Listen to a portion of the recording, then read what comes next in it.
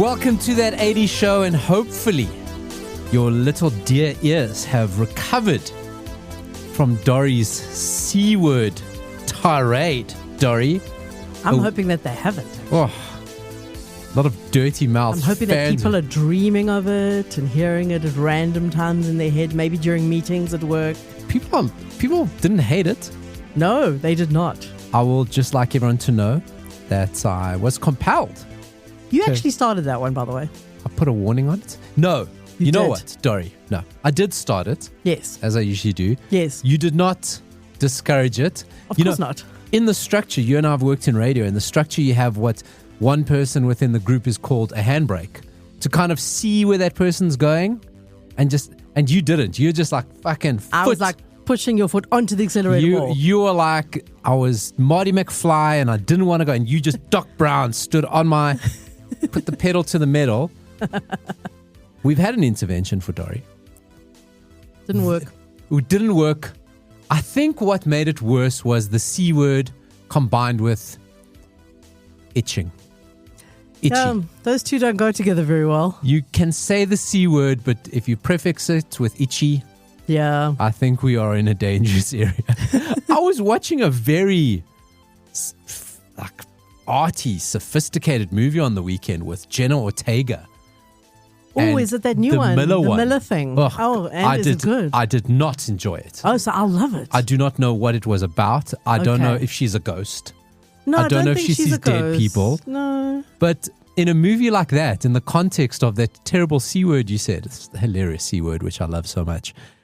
They used that word quite a few times. Oh, did they? Yes. Oh, okay. Well, I was going to watch the movie. Now I'm definitely going to watch the movie. No, yes, they did. Oh, the Miller's girl. Something like that. Yeah. Something like that. I saw it and I was like, that looks interesting. No. Now that you've told me that it's got the C word in it, I'm definitely adding it to my not list. in the context that, give it a watch. I will give it a watch and report back. So, Dori, I got to say the C word. And I got to say the F word. Well, that we always do. C word and F word, Corey Feldman. Oh. Okay. What has he been up to, Dori? Oh, do tell. A photograph emerged of, obviously he's got every time we talk about Corey Feldman, we're talking about money. Remember we spoke once about how much money he spends on laundry? Yes. And he's like pleading poverty. Oh, poor me, poor Corey Feldman, I got no money. But he spent like, $20,000, $30,000 a month at the laundromat. He's not doing that in coins, right? Right. Dry cleaning. Yes. So he's got to supplant that somehow. He's not making millions from movies. Goonies 2 is not going to happen. It's going to happen. Maybe it's happening. No one's told him about it. And he obviously does a lot of fan conventions and appearances. And you could now go get, you've seen them at Comic-Cons and things like that. I would pay to meet him. Okay, well, Dori. Yeah. Let me tell you what you'd pay for. Tell me. So if you want a personalized autograph from Corey Feldman, personalized, $80. Sure. Dear Dori, keep on keeping on. Yeah. Dear Dori, love Sea Dog. That's personalized. Here's where I'm tricked. A non-personalized, right, which I assume is just, hey. Thank you for your support, Corey. Yeah. $160. What? Why is a non-personalized? This gives you an insight into Is it not 180? Maybe like a mistake? No, I definitely, Dori, I got the photo. I'll put it up, that 80 Show SA Facebook. Why would it be double? This puts you in the business mind of Corey Feldman. If you want your autograph signed in a character's name, what is this character from Goonies? That's the only one. What else was he? The Lost Boys. The Lost Boys. I can't remember his character. $20. This is not making sense. Okay? Coreynomics. Study that. If you want an inscription, up to 4 words. Now on what? Yeah. Grain of rice, a ring, buttocks. $40. Now an inscription is a lot more work than a non-personalized. And also that's so vague. Like what? You say, on what? On what? Where? How? With what? Like, is he like... Blood? Well, I mean... Do we know? It's not... Because I'm imagining him like with a chisel, like chiseling into a piece of wood or something. Like, what are we talking about? The 10 Commandments? The 10 Coreynomics? And a photo opportunity with your own camera or phone $80. Wow. Your own fucking camera. What if you have a shit? Most celebs will do that for free. You know what I mean? But he's not a celeb.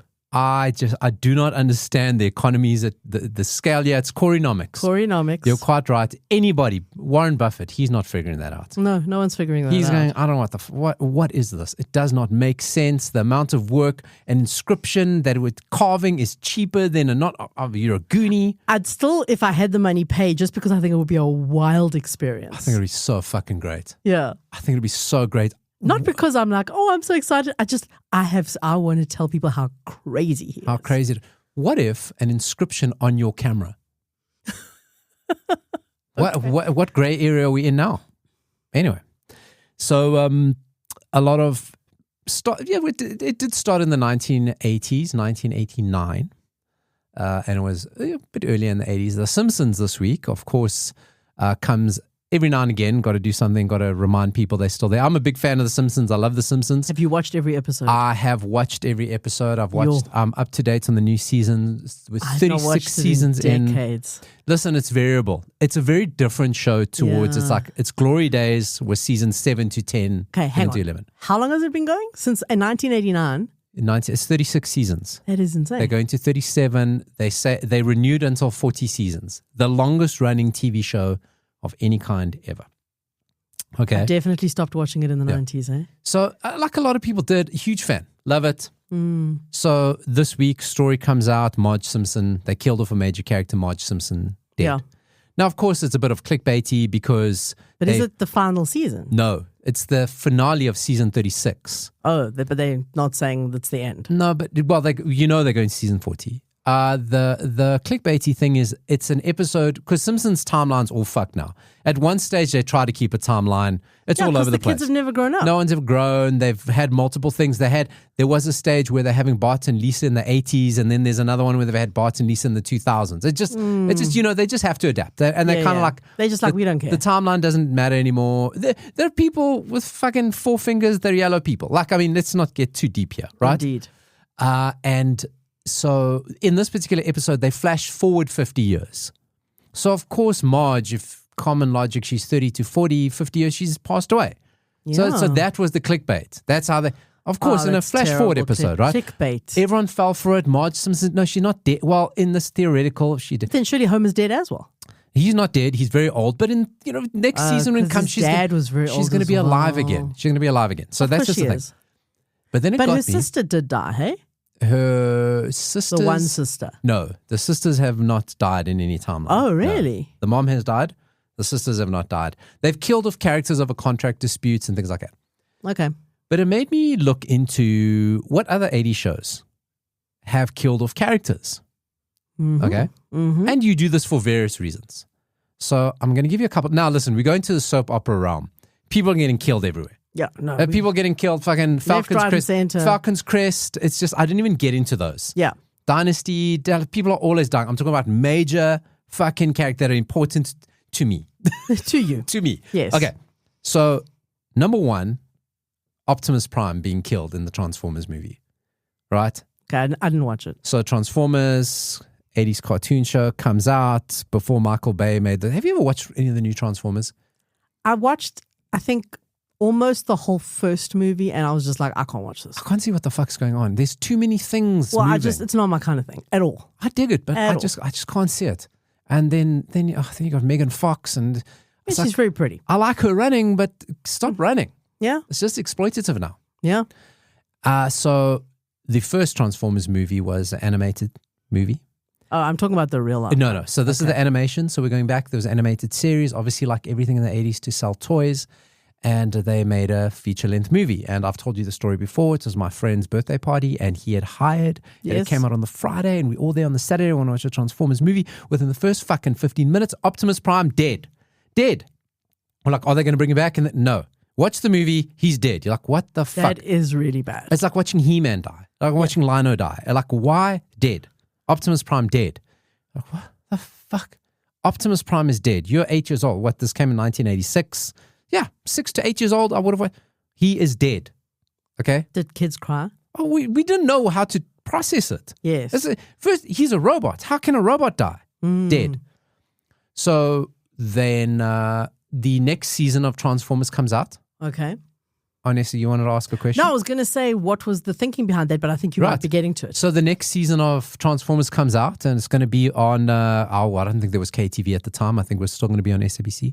We're sitting waiting. What's going to go? And there's Optimus Prime. They bring him back. No explanation. Some scientists. Oh, do you want the explanation? Give me the Twitter version of the explanation. They had used a piece of his body.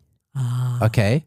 And this thing that lives in... Kind of like they Jurassic Parked him. Kind of. Okay. And they have this thing called the Matrix in Transformer Land, and they used this to bring him back. But he looked different. Okay. Now, this was a cynical cash grab because they had too many Optimus Prime toys and they wanted to end the line. This because Hasbro, the toy company, made Transformers to sell Transformers. They were ads. Yeah. And they were like, fuck, we need to change up. We want Optimus Prime to look different. He's looked the same. We're going to kill him. And we're going to re-release the new toy lines and all the kids are going to buy the new toys. Because when Optimus Prime looks different, all the other Transformers got to look different. So it was just, they traumatized us to sell toys. That is just capitalism in a nutshell. Hey? Yeah. Got us. That's terrible. Got us. The next one, Dori. Shit, I don't remember this. But it's there. It exists. Airwolf. Uh-huh. Didn't kill Airwolf. No. In season 4, here's what happened. Stringfellow Hawk, Jean-Michel Visson. Visson. Airwolf is attacked. He's injured. His fate is unknown. We don't know what's happened to him. They find Airwolf. Stringfellow Hawk is gone. That's the end of season 3. How's season 4 going to start? Surely they're going to find him. He's going to recover. He's going to be half man, half helicopter. Who knows? This is what my mind's thinking as a child, 1987. Yes. No, there is a man whose character goes by the name of Saint John Hawk. St. John. I remember St. John. St. John? That's how it's pronounced. I remember this. You know, you got to question what sort of fucking hippie parents are here. Stringfellow and St. John. His long lost twin, I assume? It wasn't twin, but his long lost brother. Yes. Who now suddenly he's flying Airwolf and he's just taken over. Is it Jane Michael Vincent? No, it was played by a completely different guy. What happened to Jean-Michel? This was Jean-Michel at this point. We know he had a lot of problems. A lot. Like major problems, like your sinuses collapsing type of drug problems. This isn't just like Corey Feldman shit. Yeah. This is like your body starts decaying, your teeth fall out. Literally, he lost legs. I mean, A really, leg, a at leg. least. Like leg. that's how bad his drug and drinking was. And then they just can't carry on with it anymore. And they're so going they had to say, you listen. are too much. We're having major budget cuts. Yeah. Okay. And you are a big liability. You're dead. You're dead. And that was it. Just gone. You never heard I do mention not of remember it? that, but I do remember St. John. Really? Yes. St. John Hawk. I didn't. It's written as St. John Hawk. Yeah, but that's how they pronounced it. I St. promise you. John. Find a clip. No, Find no, a clip if you don't believe you're me. right. No, Dori, you can. I can believe you. And then, of course, they do this. People going, well, that's just not the same. Like, we would rather have you replace the actor, I think, because now he's a different character. And then that was the last season of Airwolf. I mean, in retrospect, Airwolf wasn't that great. Okay, Dori, I really am going I'm to... sorry, but like, maybe it was just not too boyish. I don't know. It was. Listen, Yeah. I mean, there's only so many times... You can watch the helicopter rise up. No, fuck, there is an unlimited amount of times you can watch it. I will never get tired of watching that shit. You know, the other day... storylines weren't as good as like the A-Team or Knight Rider. Oh my God, no, I get it. Yeah. And I think it was because of Saint Michel. John. Jean-Michel Visson. Jean-Michel I don't know if he had the range or the soberness to carry off more intricate plot lines. Dori, honestly, when I went down this rabbit hole to find this, I found a loop of 3 hours long of the Airwolf theme. I just played it. Look, that was great. Come on. That was great. Come on. And you always knew it was So is coming. the Knight Rider theme? Exactly. Also, found a loop of that. That's Okay. enough. So, okay, St. John Hawk, Dori knew about, and this one you definitely know about because you spoke about it the other day. But the most infamous one with the most infamous butt shots in the history of cinema, television, visual is when they killed Bobby. Bobby Ewing. Spoiler alert. As soon as you said butt shot, I knew it. Okay. Bobby Ewing, of course, one of the main major characters. Patrick Duffy played J.R. Ewing's brother. He gets killed in season 8 finale. And you go, fuck, that was a big one. This wasn't like some, B character that you knew come in for a season. Was this before or after someone shot JR? Because I remember seeing bumper stickers saying, who shot JR? I think JR was the end. I think after there was one more season after because they tried to figure it out. I actually don't know. But no, they wouldn't have done it twice. So no, but they wouldn't have shot didn't JR die. first. He got shot, but he got shot. So then we thought, but this... Anyway, this, I was not really, I was a dynasty. I was a dynasty You're more person. sophisticated, more classy. Yes, Dallas I was liked more a little Alexa bit rough and bitch tumble. slapping Linda Hamilton. Throwing each other in the pool every episode. In their high heels, yes. Who doesn't I love much that? preferred that. So we think, Bobby Ewing's dead. And then The season... drama. Episode 1, season 9, the shower. There he is, back naked in the shower. Great buttock shot. Yeah. And hey, he's not naked. What? It was all a dream. That's a cop-out. Such a cop-out. Honestly, the person who wrote that should have been shot. Yes. And not in a dream. No. Not in a dream. No. Now, so it was actually revealed in the season 9 finale that it was all a dream. And then season 10, he came back. Yes. Yes. So it was a whole season we had him. Isn't that how it ended? Like literally the final shot of the final episode. Now, when they do Simpsons episode 1 of season 37, if they do not start with Marge in the shower. Marge, right? Maggie. That would be hilarious. That's genius. That is be so genius. self-aware, and that'll make me know Conan O'Brien is back writing The Simpsons. Okay. You know how few people will actually get that reference? They just will not get it. So that is traumatic deaths in Is that TV? it? Is that all? There's lots of, but Dori, when you go down this, Yeah. like there was one Valerie from The Harpers. The whole show was named after her. Yeah. Contract dispute. They killed her off. Oh, wow. And there's remember. a lot of those. There's a lot of like B characters. There's a lot of dreams, but never major characters. So in Cheers, they killed one of the kind of characters. So there's a lot of these were the big ones. And like I say, important to me. Yes. Okay.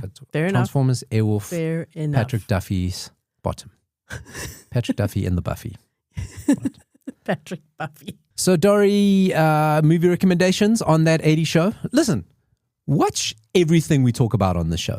Even the bad ones? No, everything. But even like we spoke about Dallas, we spoke about Airwolf, we spoke about... Watch it. Yeah. Watch it. It's 80s, right? But each week we do spend a bit more time on something special. And Dori, I'm going to make you whisper it into my ear. That's something special. That is an inside joke. Yes, Dori, what have you been watching and therefore recommending to the young boys and girls? Because they are young boys and girls. Yes. Well, hopefully. I mean, we're all young, right? We're all young. Of course we are. Yeah. So, I don't know if I can recommend, I can recommend it. It is a good film, but it's bleak. It's bleak and it's like that Mr. Miller, Genoa. Oh, is it? Is it? Ugh. I mean, the one So description on Google of this movie was something like depressing and bleak. But and look, this movie did not do well. It has very low ratings. I like to hear that. Very low ratings. I really like to hear that. It was called the most controversial film of the year. Yeah. The year it came out, which was 2007. How can it not do well, yet people find it the most controversial? You're about to find out. It's like this thing sometimes like in sports land, right? Where they go, oh, the worst player of whatever, but it's all big name players. So it's like probably the player that let you down the most, not necessarily the worst, because the worst you wouldn't know about him, right? So it's like, this is the worst movie. No, it's not. No, it wasn't the biggest worst. disappointment. No, it was controversial. Okay. Yes. That's the C word. That's the C word. The C word. Of the week. Of this week, yes. Yes. Corey controversial. Yes. Corey version. Corey, the controversial.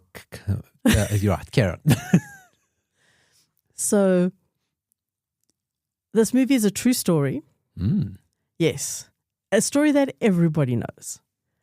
And there have been things made about it. It's been portrayed before. I found this movie fascinating for the way that it's portrayed, and that was what caused the controversy, because it's portrayed from the point of view of someone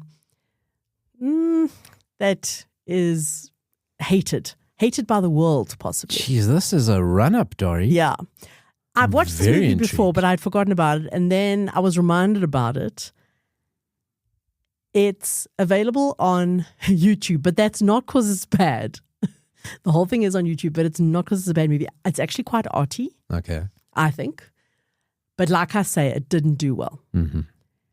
It is a movie called Chapter 27. Wait, Dori. Yes, I know that movie. Yes, it is the story of the killing of John Lennon. It was too fucking miserable for me. It's very bleak and very depressing. I came across it Yes. because it ticked into the thing of, and I just know which one, the most controversial movie. Now, Dori, it's not from the 80s. It wasn't made in the 80s, Yes, but but it it's is a story set set in- in 1980. February 7th, isn't it? No, it would be December. When did John Lennon? He was killed on the 8th of December. 8th of December. Something happened on the it was 7th of 3 February, which is my days- birthday. 3 days, so it would have been 6, 7, and 8 Okay. December is the 1980. time frame of this movie. Yes. It's based on actual accounts. So just to reiterate, he was shot and killed by Mark David Chapman, and Mark David Chapman only gave 2 interviews. Has only given 2 interviews. He's still alive. He's in prison. He's 70 years old. I actually looked it up. And he gave 2 interviews in the early years of his imprisonment. One was to Larry King. I cannot remember who the other one was to. But at some point, a journalist did go and do extensive interviews with him and wrote a book. And this movie is kind of crafted from that book because this movie is told from his perspective, the assassin's perspective. Okay. But not in terms of justifying what he did. Not at all. It's to show literally his insanity, thought, his madness. Now, the thing about this movie, even on all the worst reviews, even the 1-star reviews, the half-star reviews, the 0-star reviews, everybody says the same thing, that the guy who played Mark David Chapman is phenomenal. I'm going to show him to you. Now, I would have thought, I know who it is. You know who it is. I know who it Okay. is. Now, I would have thought a lot of people shat on the movie because so many people love shitting on his movies. Yes. And I think he's a great actor. He's not the person you automatically think of when you say great actors. Though. Yeah, I like him. I also like him, and he is. And he gets given shit and he takes a lot of weird roles. Yes. And he just fucking goes for it. Okay, so we're talking about Jared Leto, who is seen as the pretty boy, You would not a think him. singer, Yeah. who sometimes acts. Every movie I've seen him in, he has been amazing. Yeah. But he's not, when you say who are the greatest He's going to be actors- Skeletor. He's going to be Skeletor. Yes, true. Now, let me show you something. I don't know if you know this. This is the real Mark David Chapman. Yeah. That is Jared Leto in the movie. That's it. There is. Literally that's the same person. If you want to know what we're looking at, that 80 Show SA Facebook I will page, put these or up, yeah. look in the show notes if we haven't put it up yet. In the show notes right now, we'll have the side by side. That's the thing with Jared Leto. He's very method. Yes. And I think he really leans into it. Like there's stories of when he was playing the Joker in Suicide Squad. He was like really leaned into the Joker and was actually, one of his co-stars actually filed a complaint of harassment. Yes. Because he was sending them dead rats. Because now he's the Joker. Yeah. Well, so I actually read quite a bit about how he transformed for this role. And ate a lot of donuts. That's what it looks like. no, it was actually something else. It was actually something disgusting. I'll have to look it up and tell you exactly what it So was. how much of it? Because he's quite. He put on 30 kilos. Yeah, Jared Leto is a skinny guy. a godlike He's a thin guy. godlike man. He did say, so he was in Requiem for a Dream, one of the greatest movies ever. Again, where very he was dying. He was also Well, dying. he was a drug addict. He was a drug addict, and in Dallas Buyers Club. He had to lose Club. a lot of weight for that. So he had to get really, really like ribs showing skinny. That's And so he said fantastic. that was easy. It was so easy for him to lose weight, but it's very hard for him to put on weight. He did, however, put on 30 kilos for this role, and he did it by drinking a huge amount of melted, I can't remember what it was, but it was something like melted ice cream and butter every night. He just drank this huge amount of it every night. It's gonna do it. Yeah. Well, I remember an interview with Charlize Theron after she did Monster, saying, how did you put on the weight for Monster? And she said she just ate bags of chips every day. And then to lose the weight, she just stopped eating the bags of chips. Jared Leto really struggled to lose weight after this because he had put on 30 kilos in such a short amount of time. He got gout. Oh wow! His health was he was in a wheelchair half the time. I remember because he couldn't walk from the gout. Yeah. his health was really, really bad. So when he finished the role and wanted to lose the weight, he started off with a 10-day like a juice diet.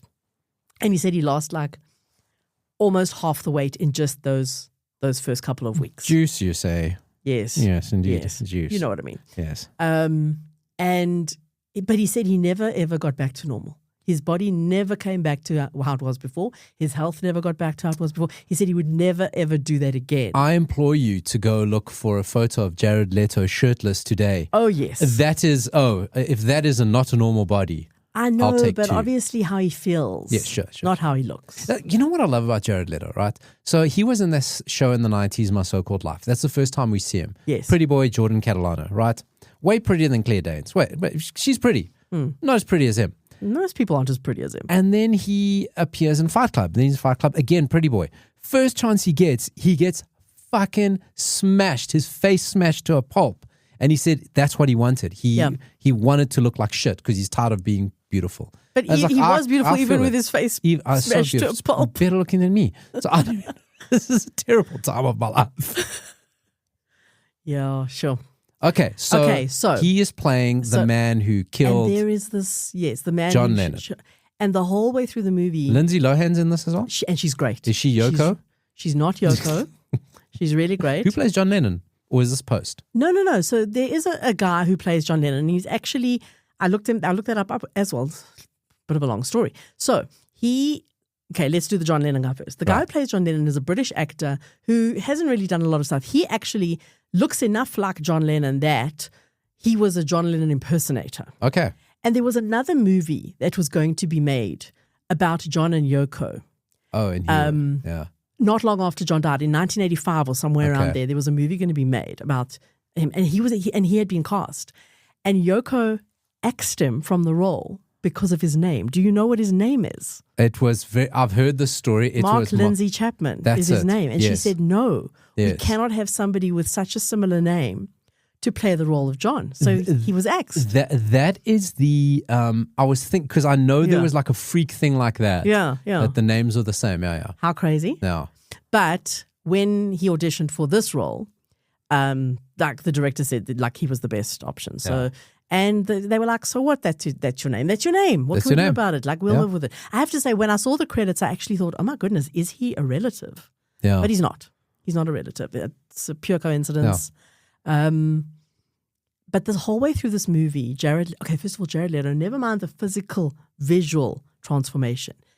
The voice that he puts on is so weird and so different to his normal voice. And he narrates his like emotions and his feelings through the movie, and it's almost hypnotic. I actually kept dozing off, not because I was bored, but because the way he talks was so hypnotic. And you really do, even the worst reviews of this movie say you really do feel like you've gotten into this guy's head. Right. And the reason he killed John Lennon. Yeah. It's weird. It's weird. It's not like he was obsessed with him. It's not like he was obsessed with him. So this was the thing. He was obsessed with him. He was a huge Beatles fan. Okay. And this is where I suppose mental illness would come in, right? Yeah. He was obsessed with him to the point where he worshipped him. But because he worshipped him, if John Lennon did anything that wasn't perfect, it made him really, really angry. So when John Lennon said, we're bigger than Jesus, this guy was quite a Christian. No. He got very upset by that. Very. Like took it personally. You know? Like how could this God do that, basically? Yeah. Okay. You know? Even though. You know what I'm saying. Yeah, I know what you're saying.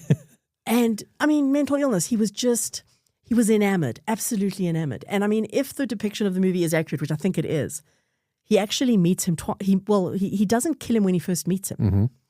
Because what happens is he's got the record. He buys John Lennon's latest album, and he's got a pen, and he's like, I'm going to go get his autograph. Mm-hmm. That's the cover of him, and he's got the gun in his pocket. Right. And he's like, I'm going to ask for his autograph, and then I'm going to shoot him. So, but why did he decide this is when I'm going to shoot? What did John Lennon do?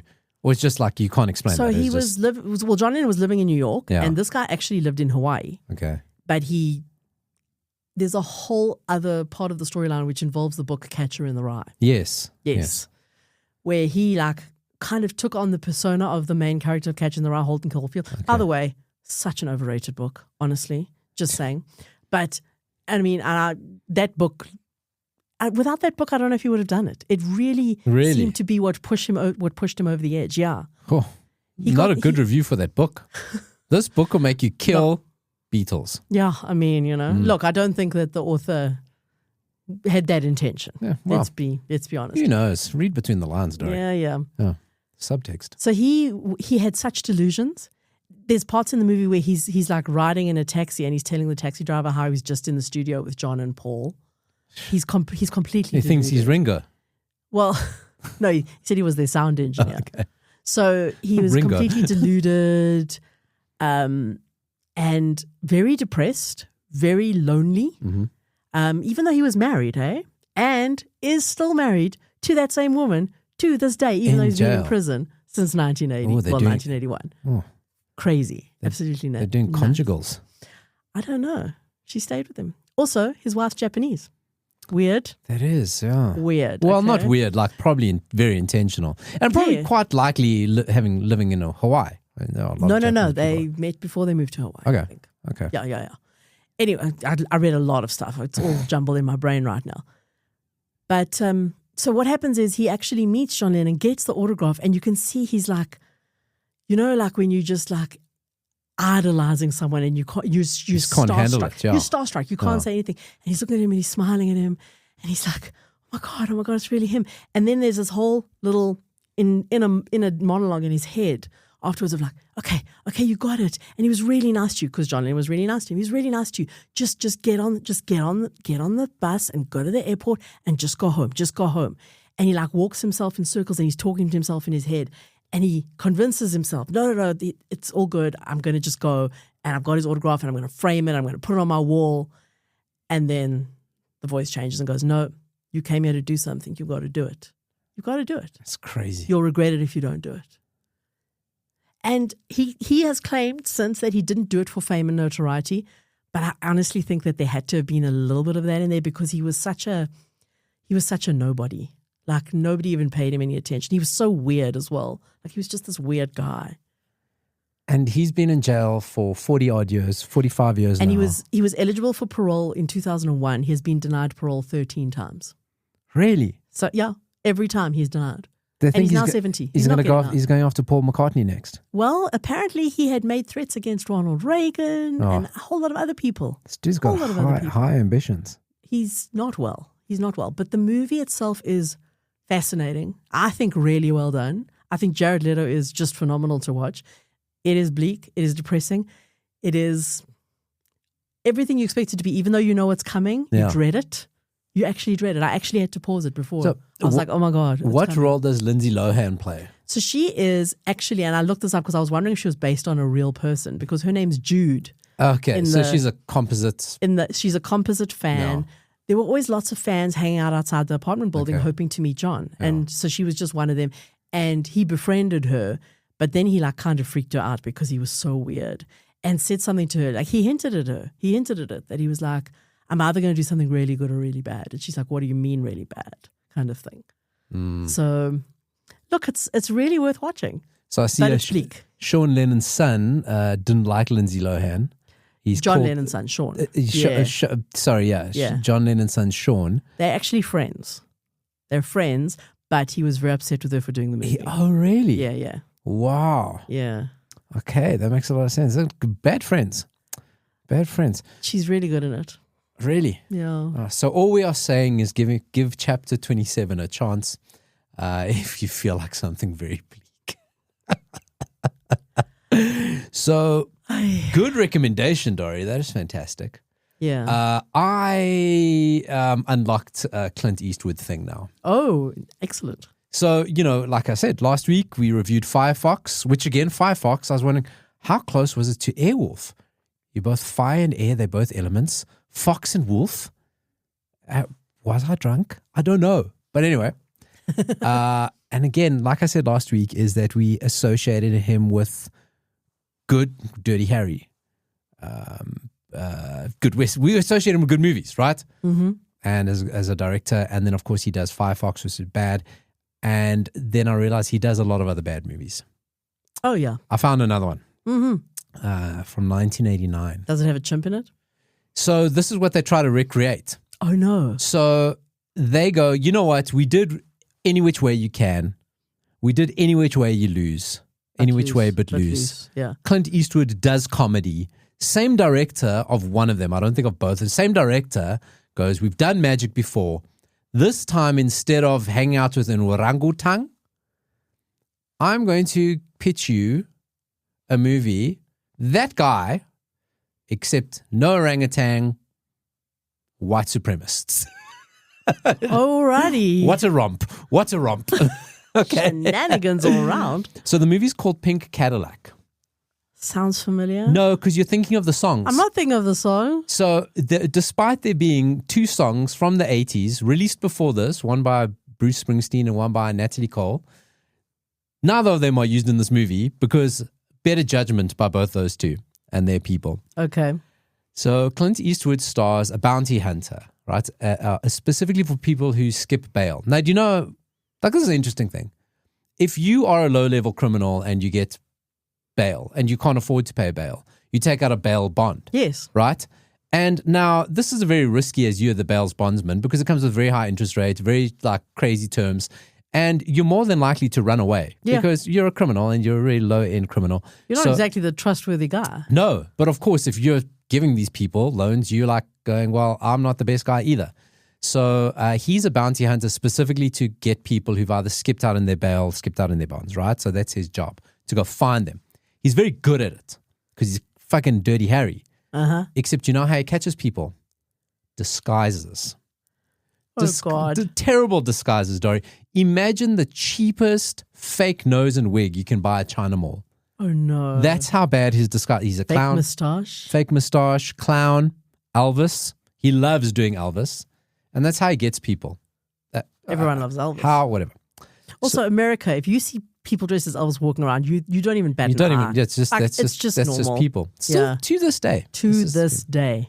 So there is so we know this is the setup. He is a bail's bondsman, and there is a woman called Luann, and she skips out on her bail and steals her boyfriend's car, and he is a husband. He's a neo-Nazi white supremacist, and she steals his pink Cadillac and runs away, right?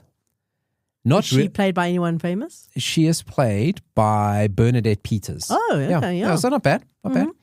And her and Clint Eastwood, they had a thing at one stage. I believe when I was. Do you think so? Yeah. I think they had a thing. I think they could have had a thing during this movie. That's why they went together. So she runs away, but the problem is that this car, this pink Cadillac, is filled with counterfeit money that he's now laundering. Okay. Hidden in like the seats? No, just in the boot. Oh, yeah, okay. just in the boot of the car. So of course, and she didn't notice it. She skipped on her bond, so now she's got Clint Eastwood chasing her and the white supremacist chasing her. Right? So they team up. So who's going to get to her first? Oh, okay. They don't team Clint up. Eastwood gets to her first. She tells the story. She says, listen, my husband, this is the thing. He's a money launderer. He has another problem. He's kidnapped our baby. He's taken our baby. Ooh. I got to get my baby back. So Clint Eastwood goes, well, I'm fucking Clint Eastwood. I'm going to go get your baby back. I got a bit of a thing for you now. We're going to go get this baby back. So off they go to now track down the neo-Nazis to get the baby. Okay. They go to a gas station. And lo and behold, who's pumping gas? Bryan Adams. Really? Bryan Adams is in this movie as a petrol attendant. What? Right? This is 1989. Oh my God. Yeah, right? He's like famous. He's famous at this point. Okay? What? Pumping gas. Did he just want to be in a movie with Clint Eastwood? He must have been. Since, you know what? I've done some of 69. I have to be with, like, I'm just, if I can ever ask to be in a movie with Clint Eastwood, 1989 is going to be the year. I mean, mid-90s was probably going to be even better, but I'm pretty fucking big right now. So it's not like don't know who Bryan Adams is. He's fucking Bryan Adams at this point. He then goes into there's a comedy club, because obviously he likes doing Elvis. There's an Elvis impression night. Another cameo, fucking Jim Carrey. Really? Jim Carrey's one of the comedians. Okay. Right? He's not, he's been in a few things at this point, but he's not like this breakout that he's going to become. But people, you'd recognize him. Even he's done The Mask by now? 89? No, Mask was in the 90s. Are you sure? He had done a few things. Okay. He had done the vampire movie. He had done Earth Girls Are Easy. So he had done like a few things. In Living Color, he was rolling in. He was, I'm just going to double check here when he did The Mask. I feel like The Mask was like 88 or somewhere. 1994. Ah, okay. The Mask was 1994. But, Jim Carrey wasn't a nobody. Like I say, in Living Color, he had, exactly. The Vampire. Yeah. So we knew who he was. So those are two crazy cameos I fucking find in this movie. Okay. So now they get the baby, and now they go, well, fuck, now you got the baby, and you got the money, and we're going to get after you. So they carry him. Anyway, lots of chase scenes, because the whole thing's about a pink Cadillac, this car. It's this crazy chase scene through a trailer park where they're chasing him with monster trucks because they are white supremacists. The one guy crashes his massive monster truck, like you'd think those big American ones, into a gas bry. Everything explodes. Right. Everything. Yeah. It's like, I understand there's gas. Yeah. But it's not going to blow up a monster truck. The explosion is just disproportionate to the whole thing. Anyway, they get away from the white supremacists. Yeah. They abscond from the bond. I think Clint Eastwood actually pays the bond off. He actually pays the bail. He says, it's fine, I'm sorted. And and they live happily ever after. You assume he adopts a child. Yeah. And now he's in love, and he just goes and reverts to a life of being an Elvis impersonator. One would assume. We don't know if that. And they drive around in the pink Cadillac. And that's what they do. And it doesn't sound horrific. Clint Eastwood said, I hated doing this movie. Mm-hmm. It was just a paycheck at some point. He said, I hated it. I don't want to be part of it. But he had already committed. He's not going back on his word. He probably would have got sued. And he was like, well, this... was it too frivolous for him, perhaps? I don't know. I think it was just shit. Because Okay. like any which way you can, any which way but lose. We're frivolous. But maybe he was that guy. It was just after, it was 10 years. I don't know. I don't know. Did you enjoy it? I enjoyed seeing Brian. I enjoyed the cameos. Yeah. That was pretty good. The rest of it was such bullshit. Clint Eastwood did all his own stunts and almost wrote off the pink Cadillac. You'd think they'd have numerous, Yes. for a car with so many movie with so many chase scenes. But he almost destroyed the car. You can actually buy the car now. It's for sale. Oh. Once your guys got it. Okay. It goes between people, So one of the lesser known 1980s movie cars, We're all about Airwolf and such and such and such. Yeah, it's basically you take a legendary tough guy, a dash of slapstick, a spray tan of politics, and throw it in the trunk of a flamboyant car. So that is Pink Cadillac. Alrighty. And more. Chapter 27. Chapter 27. So good movie, bad movie. You decide which. Because both of them really depends on your point of view. Exactly. Tony Danza. Speaking about getting to jail. He avoided jail time because of Who's the Boss. Yeah. What did he do? So he was, we knew Tony Danza before Who's the Boss. He was on Taxi. We didn't know him. He wasn't superstar Tony Danza. No, did we even get Taxi? I don't think we did. We did get Taxi. Oh, I didn't watch it. Yeah. Kramer. So many people were in Taxi. Danny DeVito, Kramer. I don't think he was one of the main guys. He would have been very, very young in it. But then he gets cast in Who's the Boss. The thing was, he was still his whole ambition at this point, he wanted to be a boxer. He actually wanted to be a fighter. Like he was doing acting, but he wanted to fight. And he gets, in February 1984, gets into a bar fight in a restaurant. Well, a fight in a restaurant, right? Okay. Security guard comes to him and his buddy. They're getting a bit rowdy, they're a bit drunk, and they knock out the security guard. Tony Danza has a tattoo that says "Keep Punching" on his right shoulder. Fun fact. This is why I tell you, we had to stop playing the game 280s Truths and a Lie. Yeah. Because the truth just got so ridiculous. I mean, if you had put that in, they would have said not a chance. No way did Tony Danza have a tattoo on his shoulder that says "Keep fighting, keep punching." Right, so Bouncer tries to stop them. He knocks the guy out, and he's now summoned to court, and he's going to get sentenced. Judge turns out to be a massive Who's the Boss fan, because this happened in February. Who's the Boss comes out in the middle of the year. This is September. Tony Danza is standing in front of the judge. I like to imagine a night court type scenario. Absolutely. That's what I'm imagining. Okay. Judge's words were, "You took the law into your own hands. You assaulted a man who was engaging in only one activity, that activity being to restore order." But fortunately, he was a massive Who's the Boss fan and said, "I will not sentence you, just got community service." and an apology. But he should have recused himself as a Who's the Boss fan then. It was a conflict of interest. It really was. Did they have such things in the 80s? Probably not for such... He could have got a year in prison. Wow. Yeah. But I'm sure he did learn his lesson. They appealed to his lawyer. Now, at this point, you've got a big lawyer, you're the kind of the lead in a massive sitcom, and said that... The studio gets you a lawyer. The studio gets you a lawyer, and they argued that you're going to disrupt production. Yeah. He's supposed to be wholesome. This is in the past of 6 months ago. And so they let him off community service. And he never punched anyone again. We don't know. He says he immediately felt like a jerk. He says he realized. Because Tony Danza is one of the good guys. Yeah. Never involved in stuff. So he says, I feel like a jerk, and they are going to get the 250 best hours of community service they ever had.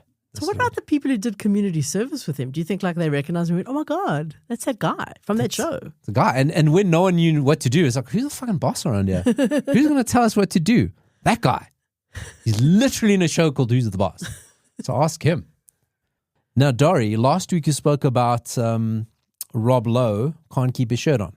Yeah. Right? Asked why.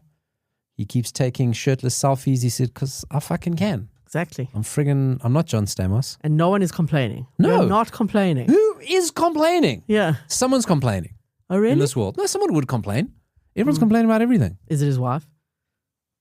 Oh, would she be complaining? Is he married? Yes. Don't you remember? He's married to a woman. They've been married since the 80s. Yes. That's a good one. That's a good one. So last week, a Rob Lowe non-shirt related story.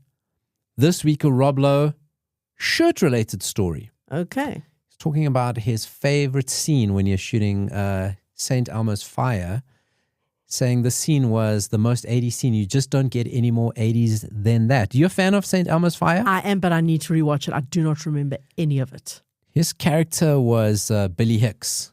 Right? Probably a bad boy, roguish. He definitely was a bad boy because his hair was long and he had the earring. He had the earring. Oh, he was definitely. Oh my God, Dori, I'm looking at this photo, yeah. Unbelievable. Oh my word. I know. I mean, you get old Rob Lowe, you get young Rob Lowe. I mean, who do you choose? You know that guy who's... I'll be a Rob Lowe sandwich. Current Rob Lowe and 80s Rob Lowe. I'm just showing Dori the two. Oh my God. I mean, how do you even choose? And that's not even the greatest current Rob Lowe photo. No, that's not even the best picture. It's just but like... But St. Elmo's picture is pretty good. Peak Rob Lowe? Yeah. Now it's peak Rob Lowe. It's always peak Rob Lowe. You know? It's always peak Rob Lowe season. Do you know... Do you know that guy who's like eating his son's like tissue to make himself younger? Yeah. I'm pretty sure I got that wrong. He's injecting his son's blood. I don't know. Did you watch the documentary?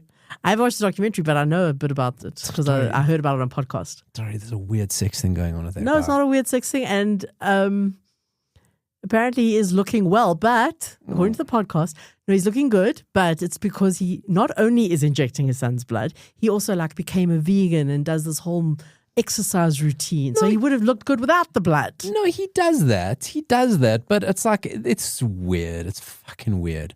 Look. It's very weird. And he's not... yuck their yum. He's not... You see, it didn't take long to convince you. I'm just saying. He's not even that old. I don't even think he's 50 yet. He wants to live forever. Anyway. He's having a midlife crisis. Do you think Rob Lowe could be a time traveler? So in the 80s, he time traveled to... Let me think about this, how this is going to work. Or is he he's now gone back to the 80s, got his younger self and brought him back and feeding off him. Yes. Okay. Rob Lowe traveled back to the 80s, got young Rob Lowe, and he's feeding off young Rob Lowe. That's why he's looking so good. Anyway, I've gone off topic. Very. St. Elmo's Fire. Do you remember the scene where he plays the saxophone? Not really. I remember that he did play the saxophone. I don't remember anything of the movie. We need to rewatch get that clip. We'll post it up on that 80 Show SA Facebook page of Rob Lowe playing a saxophone because he said, Rob Lowe playing a saxophone in St. Elmo's Fire. Can you get any more 80s than that? Those were Rob Lowe's words. Wearing, he says, on top of it, I got a headband on and I'm wearing a yellow muscle shirt with bats on it. Okay. Now that I see the picture, yep. Now, I know saxophones are big. Rob Lowe's not a saxophone guy. That was, yeah. That wouldn't That's make weird, sense. right? He should have been like the lead Guitar singer of guy, a rock drummer. band. Yeah, not saxophone. The other thing that really bothered me hearing this is the song St. Elmo's Fire. No saxophone. Are you sure? I'm pretty sure there's no saxophone.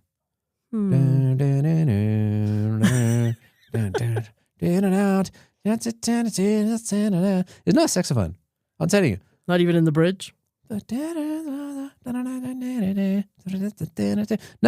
saxophone. Unless it's a sax solo in the end. Okay. I'll go listen. Maybe you should listen as Yeah. well. Find the sax. I don't think there's a saxophone in there. Which kind of like puts a very I'm unsatisfying. sure there were other songs on the soundtrack with saxophones in them. Not called St. Elmo's Fire. Okay. Got to ask, is that the best song named after a movie, named after a song ever?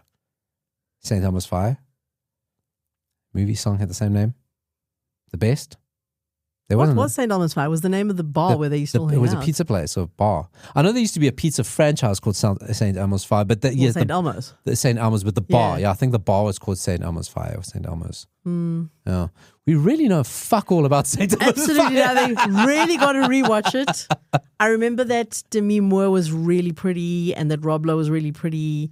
I don't even remember who else was in it. Everybody The was usual really- Brat Pack. The Brat Pack. It was. Mare Winningham. Yeah, I definitely fell into a Brat Pack. Yeah. I remember loving it at the time. I don't think I've ever watched it again. Yeah, I think good point. Yeah. A lot of the things we do. So anyway, this has been That 80 Show. Everything we spoke about on the show today can be found at 80 Show SA on Facebook. Well done, Dori, getting through the show without saying the C word. Coreynomics. Coreynomic. Fuck that guy. Does he know anything? What's an inscription? What is an inscription? Yeah, I don't think he knows the. You know, it's like, and I'm going to not make the Princess Bride joke because you're not going to get it. Yeah, I don't appreciate you posting up little things on our Facebook page that exclude me. Uh-huh. I do not like jokes being made of me. I make the jokes around here, Dori. And you'll best remember that. Else you'll find yourself St. John wolfed. Or Stringfellow wolfed. Who's worse? Just wolfed. Wolfed. It's not even wolf, it's hawk. Yeah. Oh, yeah. Stringfellow hawk. Sorry, excuse Hawks, me. wolves, whatever. All the same thing. This has been That 80 Show. Next week, more Rob Lowe More C words. nipples. Thanks for joining me, Dori. Goodbye.